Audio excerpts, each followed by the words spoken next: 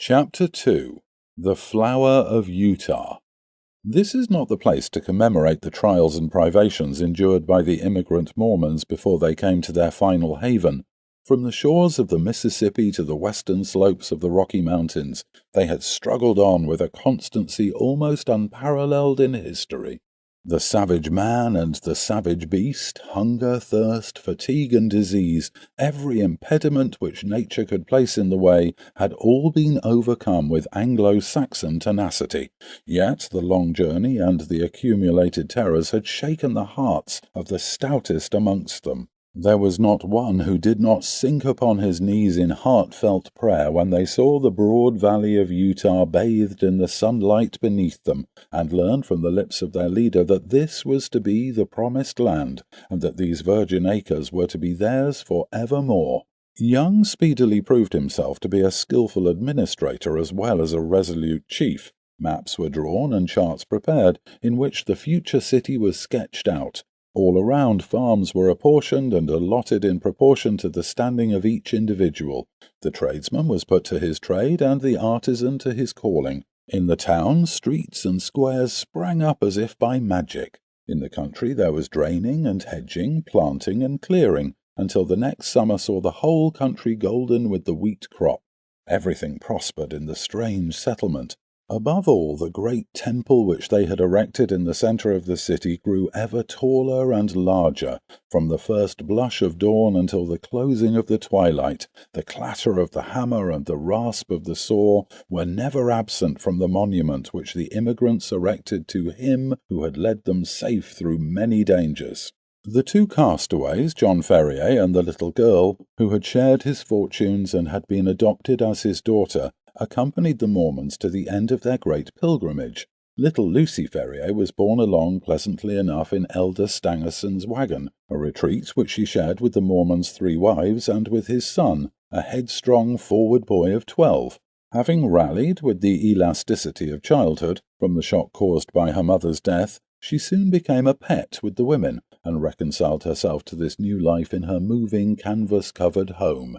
In the meantime, Ferrier, having recovered from his privations, distinguished himself as a useful guide and an indefatigable hunter.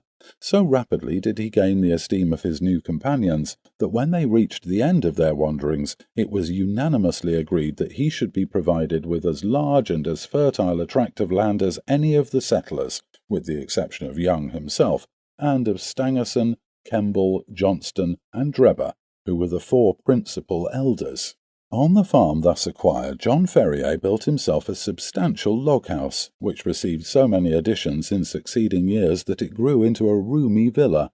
He was a man of a practical turn of mind, keen in his dealings and skilful with his hands. His iron constitution enabled him to work morning and evening at improving and tilling his lands. Hence it came about that his farm and all that belonged to him prospered exceedingly. In 3 years he was better off than his neighbours, in 6 he was well-to-do, in 9 he was rich, and in 12 there were not half a dozen men in the whole of Salt-Lake-City who could compare with him. From the great inland sea to the distant Wasatch Mountains there was no name better known than that of John Ferrier.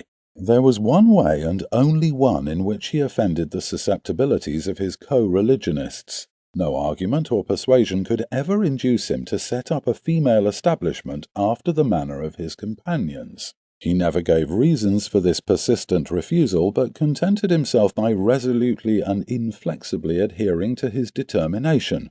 There were some who accused him of lukewarmness in his adopted religion, and others who put it down to greed of wealth and reluctance to incur expense. Others, again, spoke of some early love affair and of a fair-haired girl who had pined away on the shores of the Atlantic. Whatever the reason, Ferrier remained strictly celibate. In every other respect he conformed to the religion of the young settlement, and gained the name of being an orthodox and straight-walking man. Lucy Ferrier grew up within the log-house, and assisted her adopted father in all his undertakings. The keen air of the mountains and the balsamic odour of the pine trees took the place of nurse and mother to the young girl. As year succeeded to year she grew taller and stronger, her cheek more ruddy and her step more elastic. Many a wayfarer upon the high road which ran by Fer'ye's farm felt long-forgotten thoughts revive in his mind as he watched her lithe, girlish figure tripping through the wheat fields, or met her mounted upon her father's Mustang and managing it with all the ease and grace of a true child of the West. So the bud blossomed into a flower, and the year which saw her father the richest of the farmers left her as fair a specimen of American girlhood as could be found in the whole Pacific slope. It was not the father, however, who first discovered that the child had developed into the woman. It seldom is in such cases. That mysterious change is too subtle and too gradual to be measured by dates. Least of all does the maiden herself know it until the tone of a voice or the touch of a hand sets her heart thrilling within her, and she learns with a mixture of pride and of fear that a new and a larger nature has awakened within her. There are few who cannot recall that day and remember the one little incident which heralded the dawn of a new life. In the case of Lucy Fer'ye, the occasion was serious enough in itself, apart from its future influence on her destiny and that of many besides. It was a warm June morning, and the Latter-day Saints were as busy as the bees whose hive they have chosen for their emblem. In the fields and in the streets rose the same hum of human industry. Down the dusty high roads defiled long streams of heavily laden mules, all heading to the west, for the gold fever had broken out in California, and the overland route lay through the city of the elect. There, too, were droves of sheep and bullocks coming in from the outlying pasture lands, and trains of tired immigrants, men and horses equally weary of their interminable journey. Through all this motley assemblage, threading her way with the skill of an accomplished rider, there galloped Lucy Fer'ye, her fair face flushed with the exercise and her long chestnut hair floating out behind her. She had a commission from her father in the city, and was dashing in as she had done many a time before, with all the fearlessness of youth, thinking only of her task and how it was to be performed. The travel-stained adventurers gazed after her in astonishment, and even the unemotional Indians, journeying in with their peltries, relaxed their accustomed stoicism as they marvelled at the beauty of the pale-faced maiden. She had reached the outskirts of the city when she found the road blocked by a great drove of cattle, driven by a half-dozen wild-looking herdsmen from the plains. In her impatience she endeavoured to pass this obstacle by pushing her horse into what appeared to be a gap. Scarcely had she got fairly into it, however, before the beasts closed in behind her, and she found herself completely embedded in the moving stream of fierce-eyed, long-horned bullocks. Accustomed as she was to deal with cattle, she was not alarmed at her situation, but took advantage of every opportunity to urge her horse on, in the hopes of pushing her way through the cavalcade. Unfortunately, the horns of one of the creatures, either by accident or design, came in violent contact with the flank of the Mustang and excited it to madness. In an instant it reared up upon its hind legs with a snort of rage, and pranced and tossed in a way that would have unseated any but a skilful rider. The situation was full of peril. Every plunge of the excited horse brought it against the horns again, and goaded it to fresh madness. It was all that the girl could do to keep herself in the saddle, yet a slip would mean a terrible death under the hoofs of the unwieldy and terrified animals. Unaccustomed to sudden emergencies, her head began to swim and her grip upon the bridle to relax. Choked by the rising cloud of dust and by the steam from the struggling creatures, she might have abandoned her efforts in despair, but for a kindly voice at her elbow which assured her of assistance. At the same moment a sinewy brown hand caught the frightened horse by the curb, and forcing a way through the drove, soon brought her to the outskirts. "You're not hurt, I hope, miss?" said her preserver respectfully. She looked up at his dark, fierce face and laughed saucily.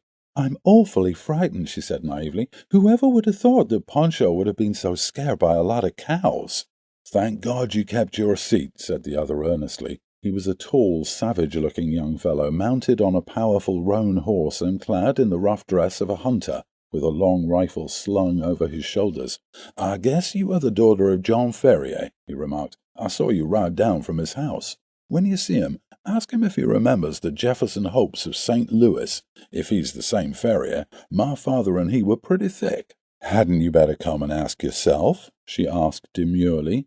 The young fellow seemed pleased at the suggestion, and his dark eyes sparkled with pleasure. "I'll do so," he said. "We've been in the mountains for 2 months and are not over and above in visiting condition. He must take us as he finds us." "He has a good deal to thank you for, and so have I," she answered. "He's awful fond of me. If those cows had jumped on me, he'd never have got over it." "Neither would I," said her companion. "You? Well, I don't see it would make much matter to you, anyhow. You ain't even a friend of ours." The young hunter's dark face grew so gloomy over this remark that Lucy Ferrier laughed aloud. "There, I didn't mean that," she said. "Of course you are a friend now. You must come and see us. Now, I must push along, or father won't trust me with his business any more. Goodbye." "Goodbye," he answered, raising his broad sombrero and bending over her little hand. She wheeled her Mustang round, gave it a cut with her riding whip, and darted away down the broad road in a rolling cloud of dust. Young Jefferson Hope rode on with his companions, gloomy and taciturn. He and they had been among the Nevada mountains prospecting for silver, and were returning to Solt-Lейк-Сіті in the hope of raising capital enough to work some lodes which they had discovered. He had been as keen as any of them upon the business until this sudden incident had drawn his thoughts into another channel. The sight of the fair young girl, as frank and wholesome as the Sierra breezes, had stirred his volcanic, untamed heart to its very depths. When she had vanished from his sight, he realized that a crisis had come in his life, and that neither silver speculations nor any other questions could ever be of such importance to him as this new and all-absorbing one. The love which had sprung up in his heart was not the sudden, changeable fancy of a boy, but rather the wild, fierce passion of a man of strong will and imperious temper. He had been accustomed to succeed in all that he undertook. He swore in his heart that he would not fail in this if human effort and human perseverance could render him successful. He called on John Ferier that night and many times again until his face was a familiar one at the farmhouse. John, cooped up in the valley and absorbed in his work, had had little chance of learning the news of the outside world during the last 12 years. All this Jefferson Hope was able to tell him, and in a style which interested Lucy as well as her father. He had been a pioneer in California, and could narrate many a strange tale of fortunes made and fortunes lost in those wild halcyon days. He had been a scout, too, and a trapper, a silver explorer, and a ranchman. Wherever stirring adventures were to be had, Jefferson Hope had been there in search of them. He soon became a favourite with the old farmer, who spoke eloquently of his virtues. On such occasions Lucy was silent, but her blushing cheek and her bright, happy eyes showed only too clearly that her young heart was no longer her own. Her honest father may not have observed these symptoms, but they were assuredly not thrown away upon the man who had won her affections.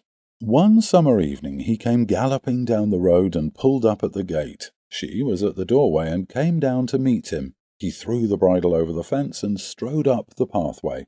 "I am off, Lucy," he said, taking her 2 hands in his and gazing tenderly down into her face.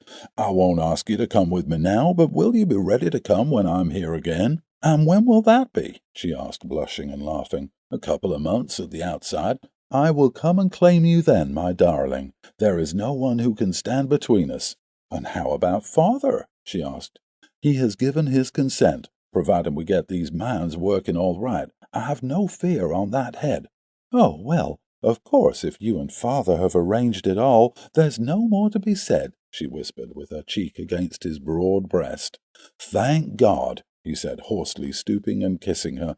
"It's settled, then. The longer I stay, the harder it will be to go. They are waiting for me at the cannon. Goodbye, my own darling. Goodbye. In 2 months you shall see me." He tore himself from her as he spoke, and flinging himself upon his horse, galloped furiously away, never even looking round, as though afraid that his resolution might fail him if he took one glance at what he was leaving. She stood at the gate, gazing after him until he vanished from her sight. Then she walked back into the house, the happiest girl in all Utah.